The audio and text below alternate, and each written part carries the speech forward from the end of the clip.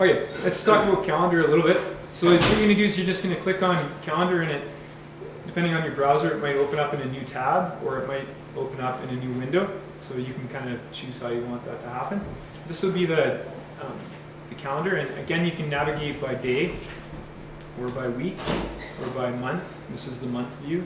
You can do a 4-day look, and you can also do agenda, which is interesting.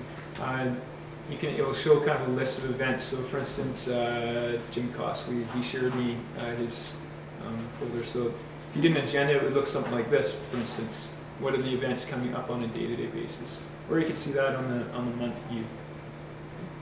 Now you can notice over here, you can actually click on different calendars. So these are other calendars. So this is Jim's. I can just click on that and toggle it on and off. So I can say, show all those calendar items that are in there or not. You can, I can show mine, which is pretty small right now. And then over here, Jim's. But you can show them together, and you can kind of see maybe where they overlap or coincide.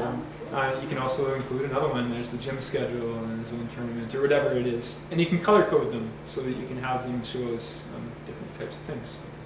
We'll be able to share calendars back and forth. And for instance, if you have a colleague that you're coordinating with about you're working really closely with, and you might want to share calendars with them, and then just be able to toggle on and off and see, oh, what are they doing today? Oh yeah, okay. And so you can choose to share your calendar with someone or not.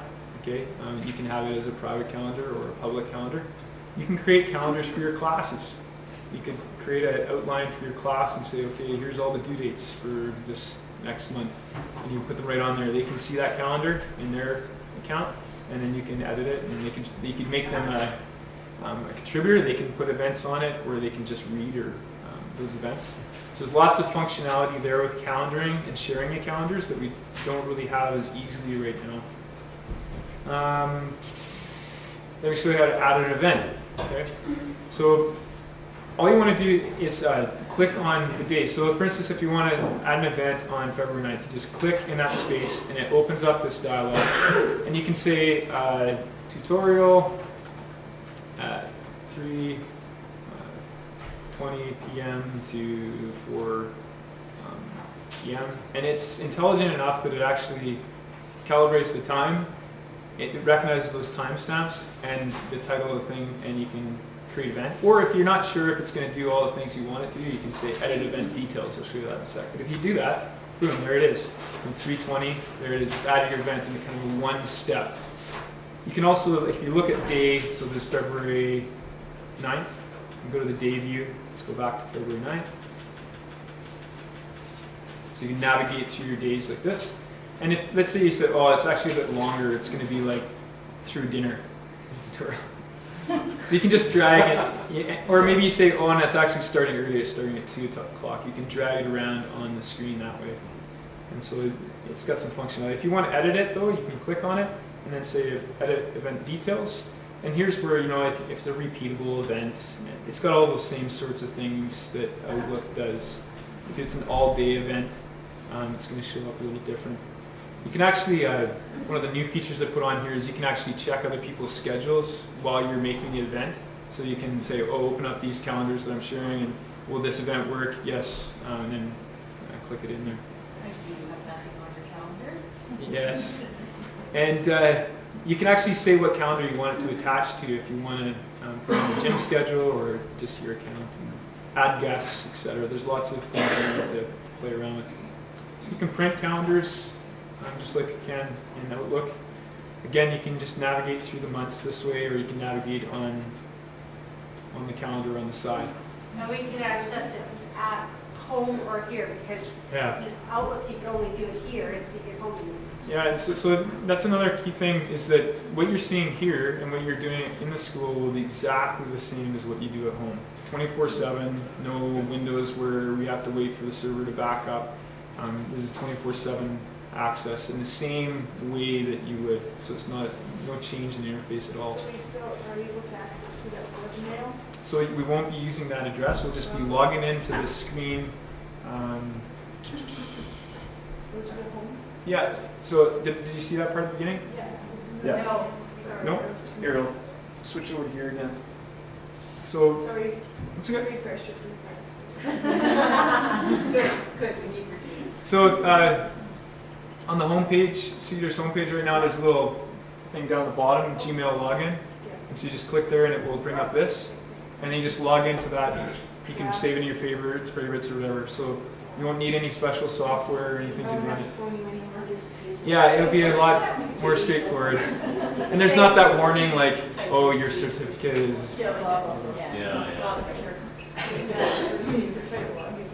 it would be nice to have a big calendar in the staff room on here. And that was what I was envisioning at the beginning of the year. It was just too much work to do when everybody didn't have access to it at home. But now that if we were all on the system, then yeah, we'll be able to put our big calendar up there on there, and we can just anytime we don't have to go down to the staff room to see it. We don't have to be here in the building to see it. Right? So it's got some key advantages. Color code though for high school Yeah.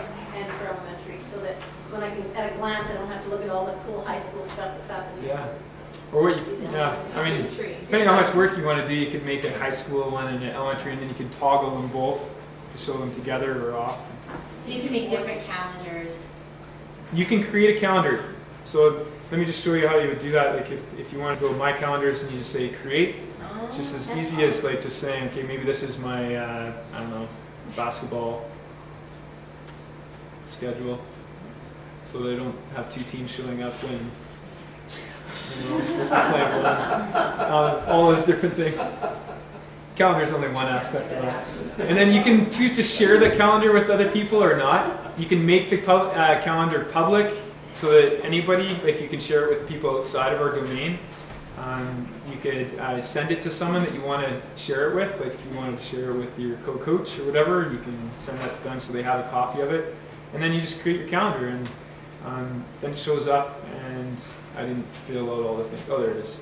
There's basketball schedule. And so it's just as easy as that. Now I can toggle on that, and I can say I want to add an event to that calendar. So your basketball team, you could send it to all the parents and have all the schedule, all the everything.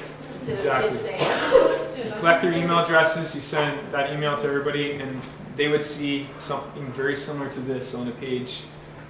They're not in your account or anything, it's showing up on an internet page for them to see and navigate. Oh, yeah. They can also, if they have Gmail, they can bring it into their own thing and have it in their account.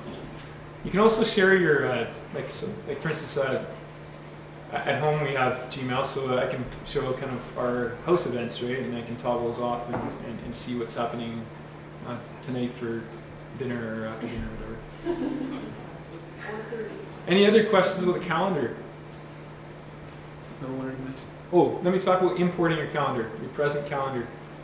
So if you go to settings, you can see under calendars, here's all the calendars you have. There's a little button here that says import calendar.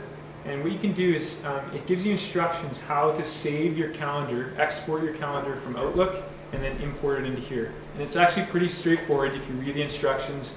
There's actually little videos and stuff that you can watch it happening.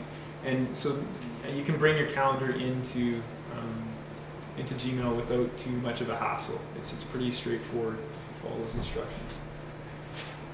Other questions about calendar? No, about parent email. Will the parent emails be downloaded? Like, is there some sort of database that we can, So, or do we just put that in ourselves? yeah. So, but I can talk to you about that after.